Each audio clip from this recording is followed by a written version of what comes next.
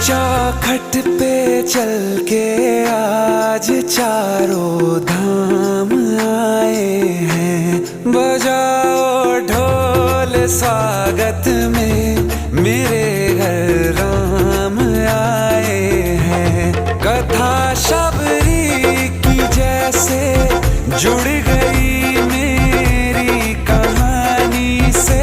न रोको आज धोने दो चरण आँखों के पानी से। बहुत खुश हैं मेरे आंसू के प्रभु के